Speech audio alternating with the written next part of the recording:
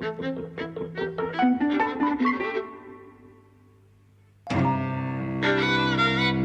and welcome to Eavesdropping at the Movies. I'm Mike. And I'm Jose.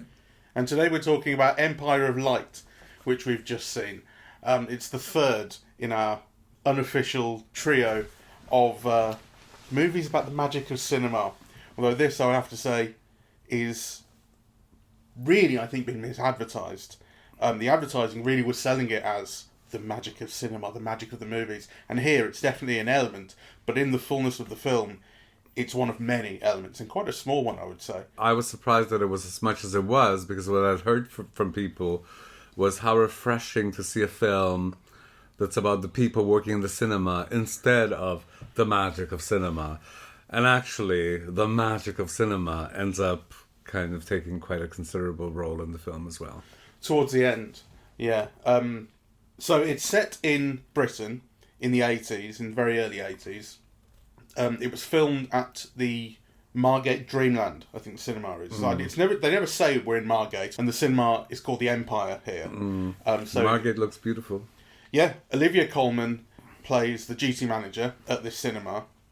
What we see is her opening up the cinema at the start of the film, all the lights coming on and so on, and we see the kind of majesty of the place. And it really is a beautiful old cinema. It's gorgeous.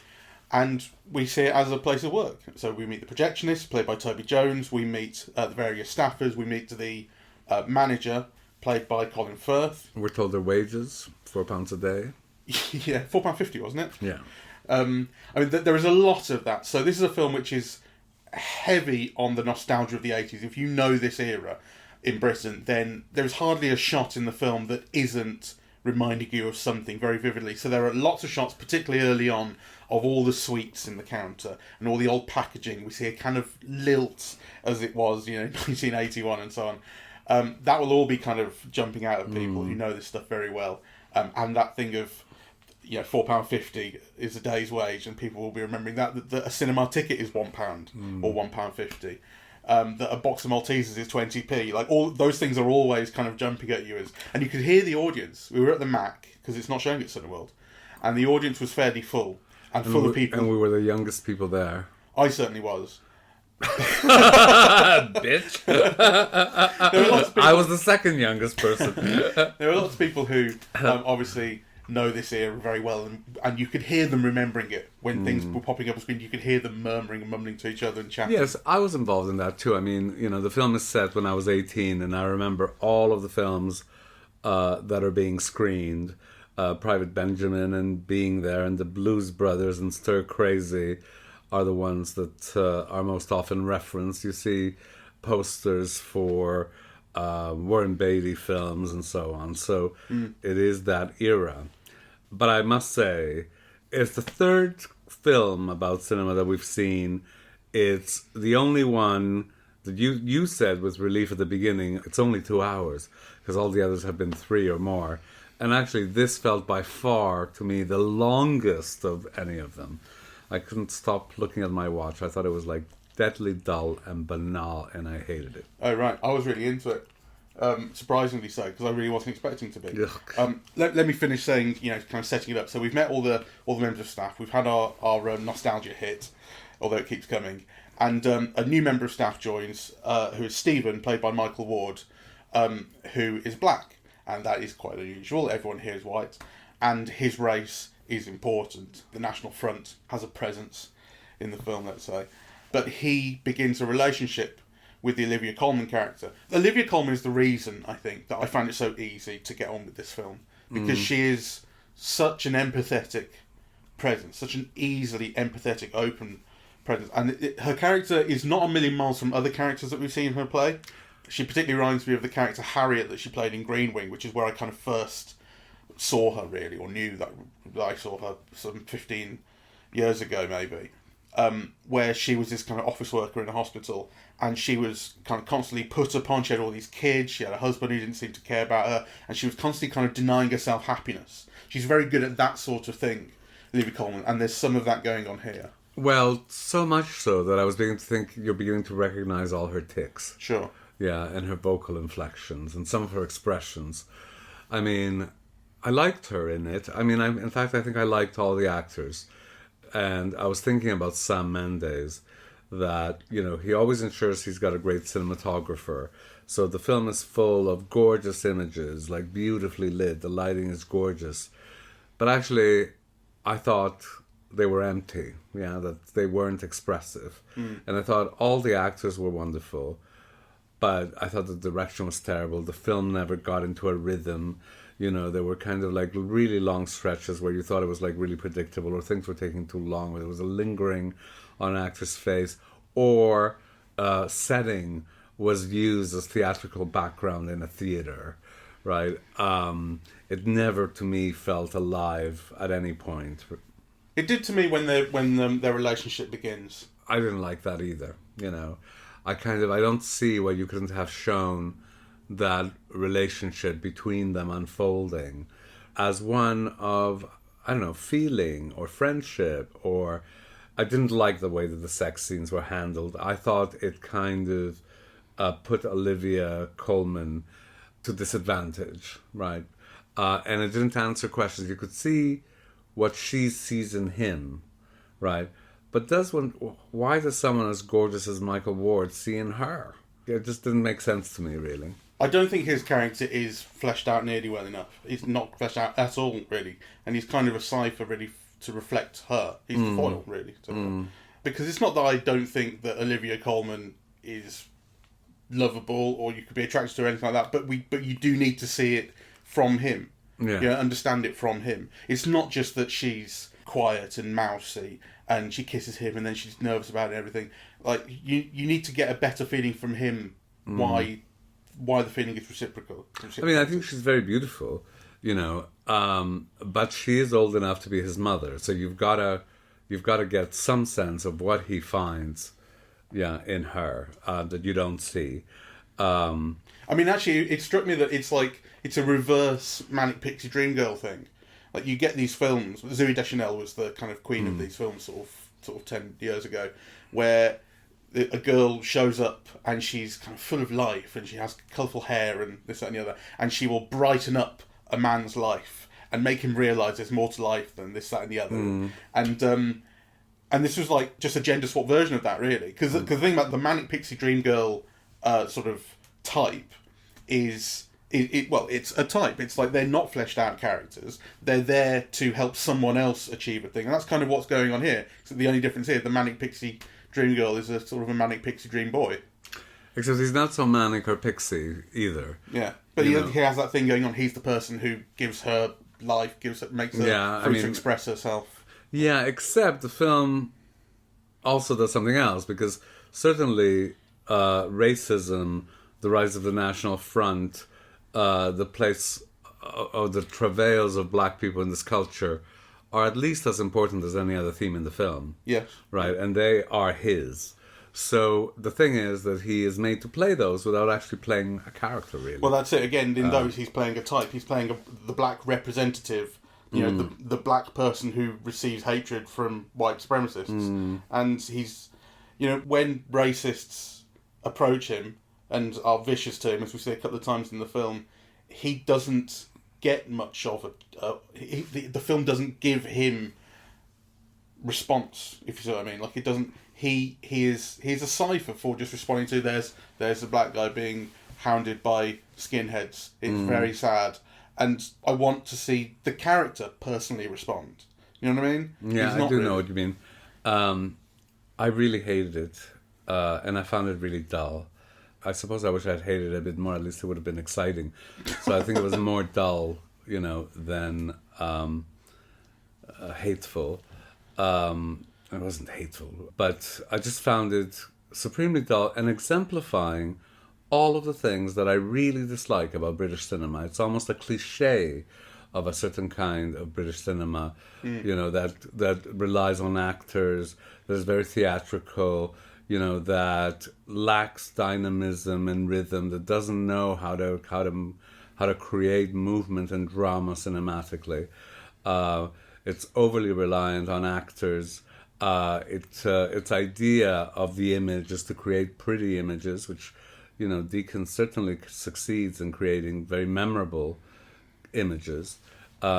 but I don't think they convey anything. Well, like, I suppose you get the sense that, you know, the cinema is beautiful, that it's in a beautiful setting, you know. You get the feeling of it being a place of safety and home. And the lighting inside is all orange and rich tones, and outside is the seaside, and I mean, even when it's daylight, it's still kind of blue and grey and colder. The film's delineating those spaces. Yeah. With the light. I thought some things were just awful. I mean, it was very interesting, right? Because when we saw the Spielberg film, The Fabelmans, yesterday, and there's that wonderful John Ford monologue of, I was saying, you know, tell me where's the horizon? Yeah, kind of.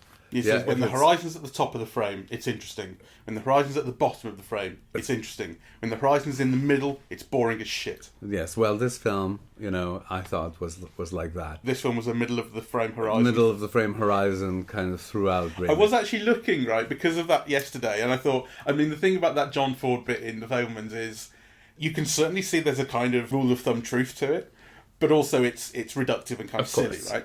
Of course. And so I'm looking for it here and I'm going, you know, when the horizon's at the top and bottom, it is kind of interesting. And then those shots, you get these kind of establishing shots of the cinema, and the horizon is conspicuously in the middle. I'm going, that is boring. And it's not just that. I mean, you know, the scenes where the skinheads invade the cinema, right?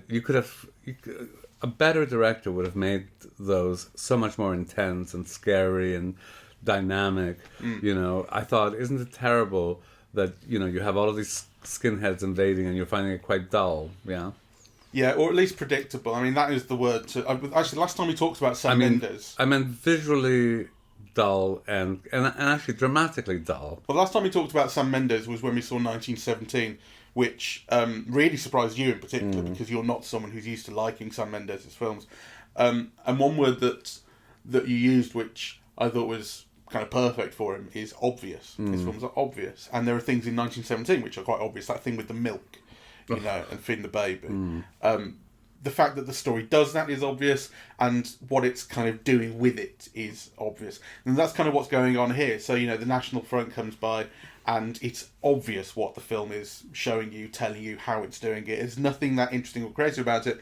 But that's not to say that when the film is doing those things, I don't find effective things about it. And in the end, I found it moving. Even though right at the end, obviously spoiler territory, we're right at the end of the film now, when he's on the bench saying goodbye to Olivia Colman's character because he's going off to college, you know, I'm screaming at the film, just hug. You know, and of course that's what it wants me to be screaming. And then she runs to him and they hug, and even though I don't think it was filmed as well as it could have been, actually, it could have been made more moving. Still, when they hug, I get a little intake of breath, and and so the film is doing the most plain, obvious, predictable things, but also thin. But they worked for me. I still had sympathy with it all. So. Well, I didn't, and I thought there were values in the scene that could have been brought out more to the fore. Yeah, kind of, and also interpersonal things. You know, does he slightly want to get rid of her? Is she too clingy? Will he ever return? Will they meet again? I mean, those are all questions that kind of should be overhanging and, you know, creating tension and friction and, you know, making the scene kind of come alive. And they're largely absent, you know.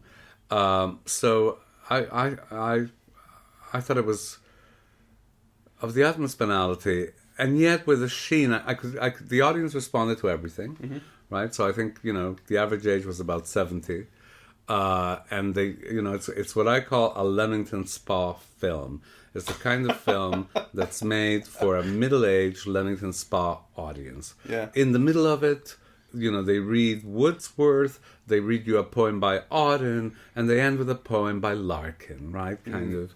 You know, Middle England kind of... Yeah, exactly. The ones we studied them all at school. Like the three poems you remember from school sort of thing. Yeah, it definitely has that going on. It's so banal. Sheldon, friend of ours and film dude, wrote a really interesting post about this on Facebook, because as he said, the conversation has been going on Facebook already, and we're kind of later to the party than everyone else, because a lot of people have seen this. And it was the most fabulously nerdy thing, where he was writing about his memories of cinema going in the 80s and what matched from the film and what didn't, and particularly someone who knows cinema and knows the workings of cinema, as he and so many of kind of his friends and our friends of friends, my friends of friends at least, you obviously know these people better than I do. They were sharing their memories. And I think it's interesting that it's about memory, right? It's the memory of going to the cinema.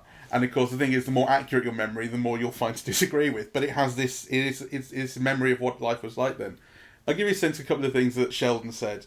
The first thing was the loose popcorn. He said, I don't remember loose popcorn from the cinema in 1980, 1981. It was all in packets. And a lot of people kind of concurring with this. What about the Kia-ora? I didn't see any Kia-ora. I've never known a poetic projectionist. They're practical types, not given to ruminating on the metaphysics of optical illusions.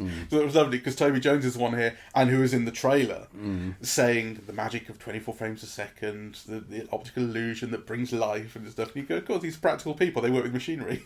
Well, I don't know. I mean, just because they're practical doesn't mean No, sure. they don't have a poetic side. There are all these questions about how we can operate two cinemas on his own. This question of it being a two-screen cinema anyway, and actually previously a 4-screen cinema, and we see this disused upper floor. I mean, obviously my only experience is Canada. Yeah. But that is the time that the multiplexes came in. It's exactly at that period. And there was a whole bunch of them built. So my experience of cinema is one of queues and, lots of customers, and the opening of, the Cineplex in Montreal, which had 9 cinemas of various sizes, and they were showing art films alongside the other ones. And so actually one of the things that I couldn't understand, which I'm sure is the cultural difference, is why the cinema was always so empty.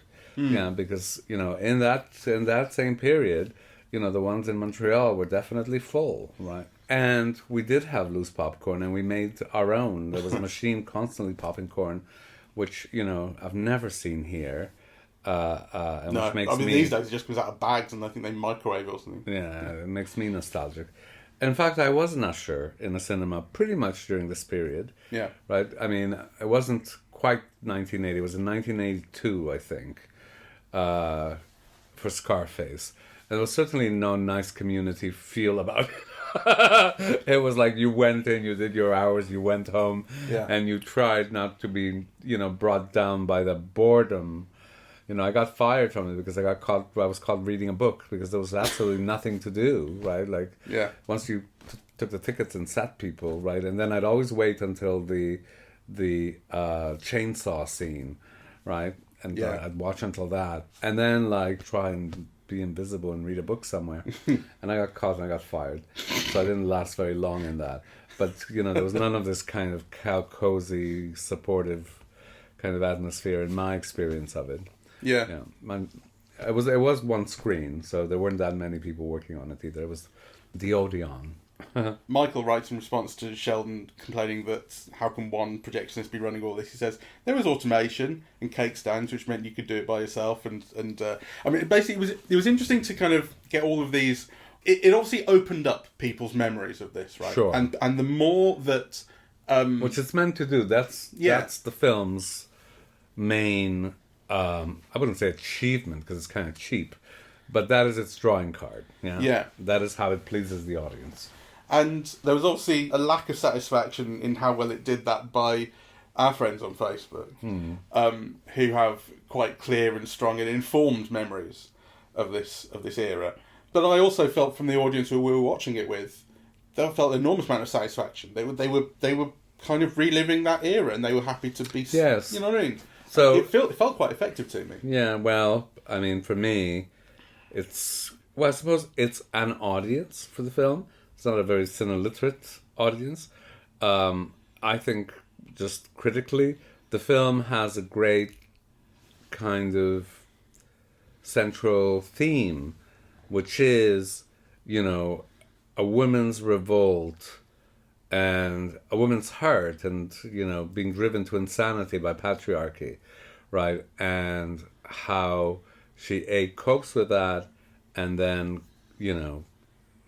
doesn't quite changes course. Isn't quite on the mend by the end, but she finds a way of changing that course, and I think it kind of throws it away. Really, it doesn't know what to do with it. So the central themes really are Olivia Colman really being destroyed by men, Yeah, and not just by men, but patriarchy, really.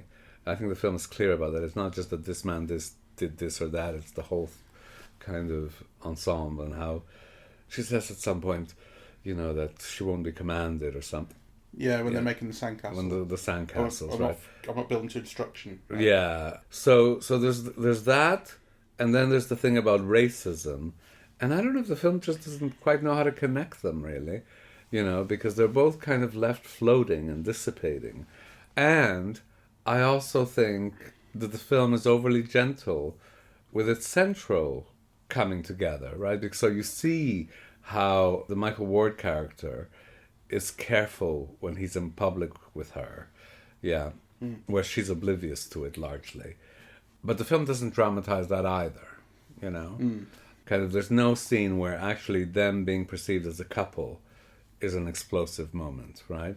It's all, you're just shown the fear of it being kind of, something potentially. Well, the most you get is when they embrace right at the end, and you get a couple of people on benches surrounding them, looking at them like, that's weird. And that's about. So I just thought it was like really banal. Yeah. Well, the thing about those competing themes of kind of patriarchy and racism, the film is at least, I think, clear about the kind of impact of racism on its characters.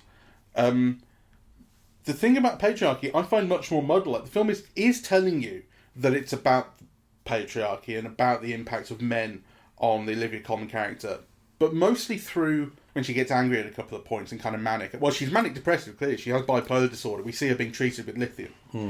So although later on when she's sectioned, they say it's because she's schizophrenic. Maybe that was how it was called then or understood then, but certainly lithium I understand to be a treatment for manic depression. But the doctor, the doctor that we see her going to right at the start, who's the one treating her, actually seems to be someone who listens. He's not like a friend, right? He's still a kind of old, sort of slightly curmudgeonly guy, I guess.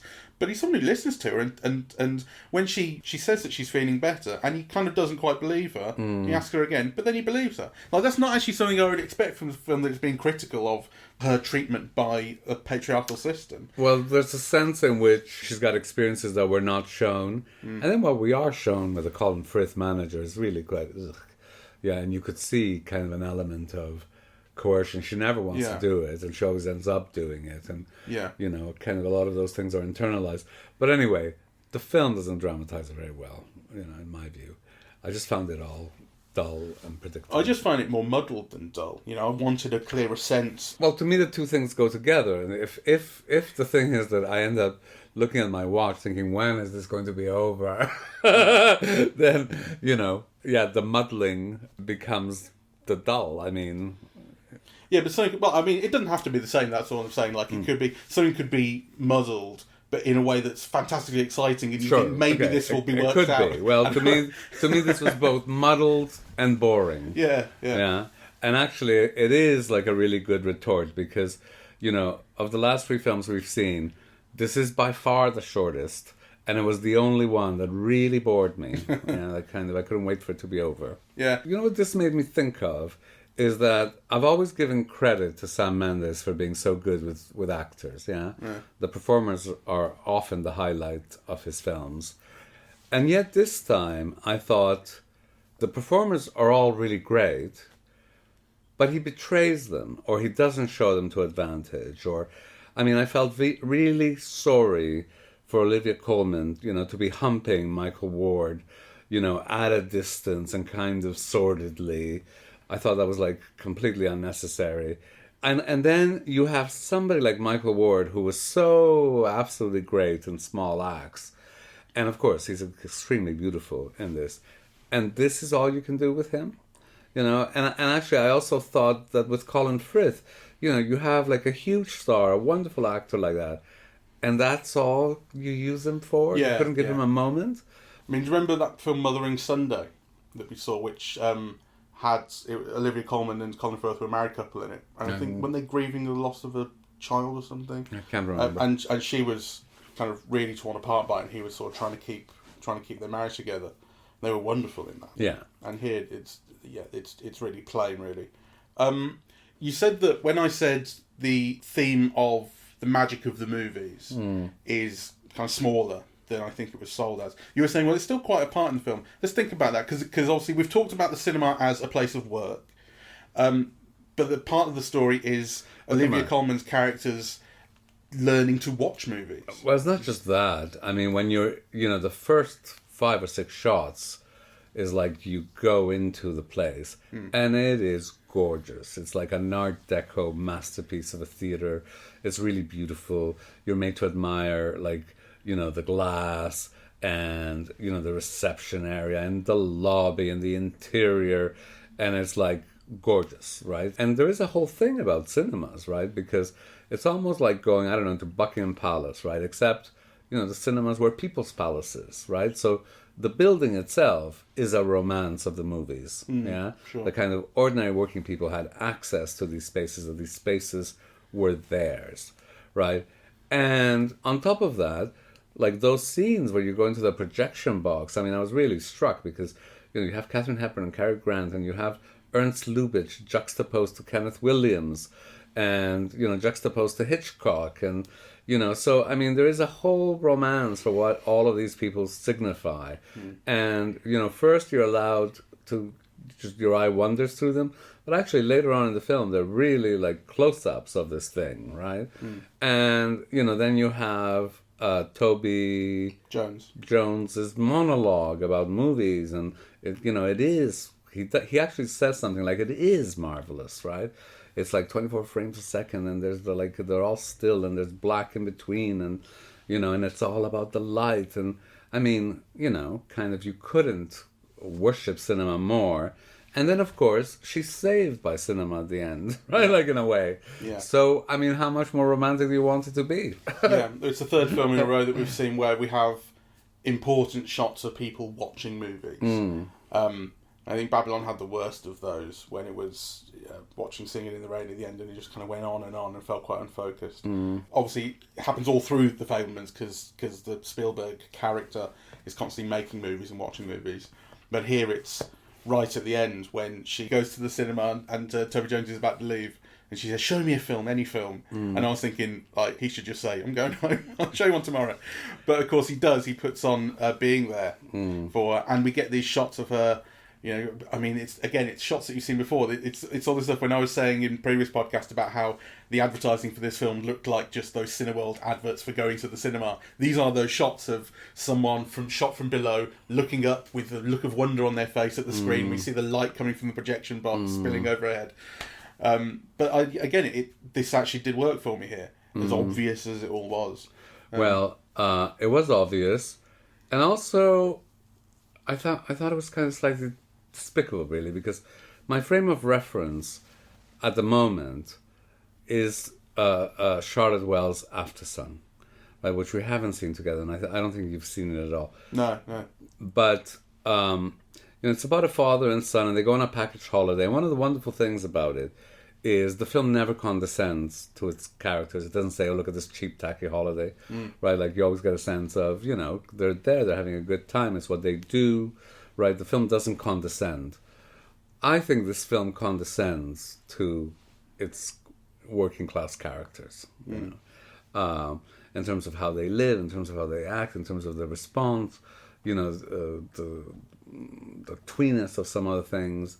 I think, this is not something Sam Mendes knows about or is nostalgic for, or it really is, kind of, aren't these little people kind of, human too, is the way I read it. And I really I think it's a tone, it's condescension to working people that I really didn't like. It's funny, I think, when it comes to talking up the value of going to the cinema, and that sort of thing. And funny, actually, we saw a trailer before this as well. Mind you, this was at the Mac, and you get slightly different trailers. We get these Pathé... Was it? No, it wasn't Pathé. It was Pearl and Dean, pre-roll things, where you get interviews with actors and so on, kind of intercut with shots from the movies they're promoting. So Babylon was one.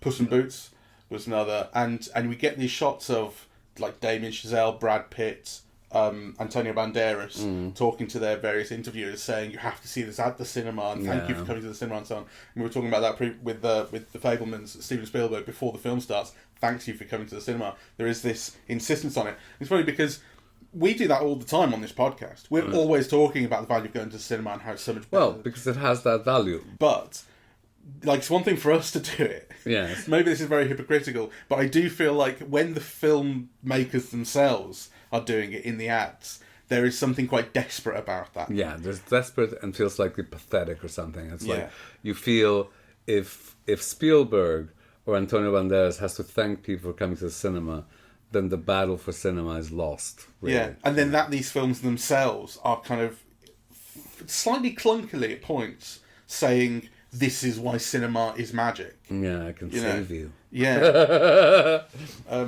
That well, feels kind of desperate too. Me. But, I mean, it actually does not jive with my experience. And it is a foreign experience, obviously. You know, I wasn't raised in a British seaside town. But, you know, I remember the queues and the excitement and the huge screens and the... You know, and the huge cinemas and and Friends. Yeah, like there's very little joviality about the film going in this. You don't see like gangs of teenagers on a date night, right? No. Which is what most people would have been doing, right, on a Friday night. Yeah. So, in fact, a few patrons that you see, one's just a drunk old racist, nasty bastard. You get, just a little old man hobbling into cinema, which is not to say he's not having a wonderful time, but then it's the focus is on, I suppose, then taking the piss out of him. It doesn't come across as the wonderful. I mean, I remember when I used to go, and I grew up in the 90s. I don't remember this era at all. I grew up in the 90s going to the UCI in Solihull, which was kind of a walk down from my house, and it's closed now.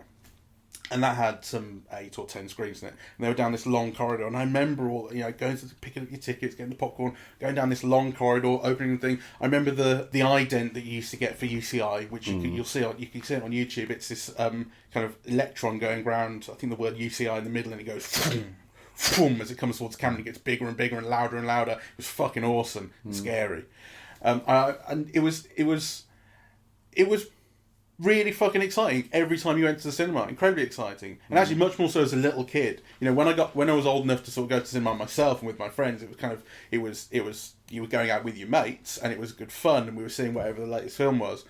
But there was something very different about it when you were 8 years old and going with your parents. It was a treat, sure. You know, and that was really magic. And going out on the Friday night and Saturday night when it was at its busiest. Yeah, well, there was none of that. No, there's none of that here.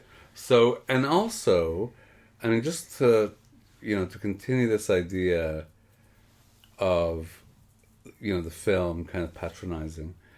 In some ways, of course, there's a kind of modest, ironic undertone, right? So when Colin Firth has the big premiere of Chariots of Fire, and they're expecting all these stars and so on, and really the only person who you see is really the Lord Mayor, right? Like, there are no stars. And of course, he introduces by saying something like, "Welcome, to the regional premiere." Like, yeah.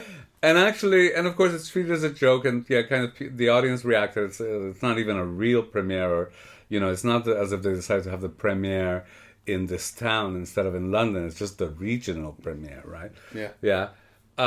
So of course, it's kind of a joke that everyone responded to. But I also thought it's kind of part of that condescension of the film, yeah? You're not metropolitan, you're not sophisticated. This is just the little people in the provincial town, right? The provinces, yeah. And I hate that, really. Why are these, people in another geographical area not as worthy of human experience and human emotion? And, why kind of devalue it in those stupid and very British kind of cultural terms? It's one of the things I like least about British culture. Yeah, it's very British because it's all coded. No. You're not actually saying you guys are a load of shits when you say regional premiere. It's obvious. If you know the code, it's obvious. I know. If you know how you're being spoken to. Well, and the audience did. Yeah. So the film makes it complicit in this kind of denigration, of the regional and the local and the little people. Yeah, it's the way you say something without saying it. Yeah. So we are cunts, aren't we? Really. Yeah, there's no code in that. Yeah, my overall view is that kind of, the film fulfills every cliche that I have of a particular type of British cinema, overly theatrical, grounded in performances, not cineliterate, class-based, etc., that I really don't like. And this ticks all the boxes for me. Yeah, I can't disagree with any of that, and I shouldn't have liked it as much as I did. I just got on with it, and that's to my eternal shame as a little Englander, middle Englander, piece of shit who's satisfied with absolute mediocrity if it's got Olivia Colman in it.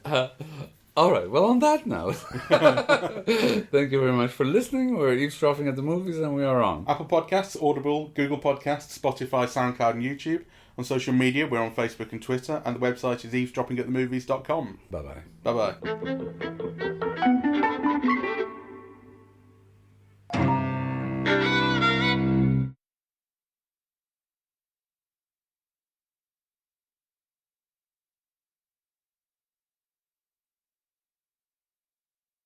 Okay, well, it'll at least be enjoyable to listen to. Yes, hope so. I mean, look at it. It's Roger Deakins, cinematographer. Trent Reznor and Atticus Ross did the music. All for no... I hated the songs. To no effect. I thought it was such a cliche of song use, right? Like Olivia Colman listening to Bob Dylan and Joni Mitchell. And then learning to listen to two-tone. And Mickey Mousing emotion. It's like, ugh. Yeah. I know. And I think, and the Roger Deakins thing is just, it's like predictably pretty. It is. You go, his films are just beautiful and well lit, and you can see everyone's faces and all that kind of thing. It's predictably lovely. That's Roger Deakins. Why didn't he push himself and do something? Well, I mean, I think Deakins has to do what the director asks. I mean, and clearly, no, but he can pick his projects, right? Surely. Sorry, he can pick his projects, right?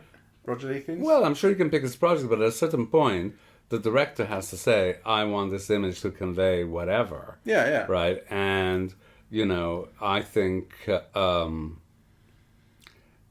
there's clearly a lack of directing, the cameraman here, because just the shots are beautiful. Yeah. Right, but if one is meant to get more from it than that they're really pretty, I didn't get it. Yeah, but what I mean is, I don't mean he should do more in this film. I mean, it's obvious from the pitch for this film what it's supposed to be, what it's supposed to look like, what it's supposed to feel like. You could pick a different project. Well, true. So you're saying why work with Sam Mendes at all? I can tell you, I wouldn't.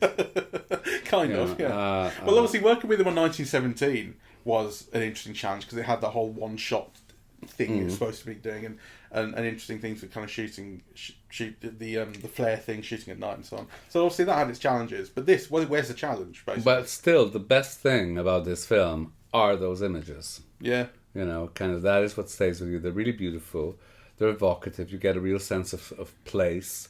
Kind of Michael Ward is really beautifully lit. Yeah, which as indeed are all the other black characters in the film, which is maybe one shouldn't compliment it because one should take it for granted, but it happens so rarely that it's still worth commenting on. Right? So I think kind of credit to Roger Deakins, really. Yeah. It's just that the images, however beautiful they are, don't do enough dramatically for me.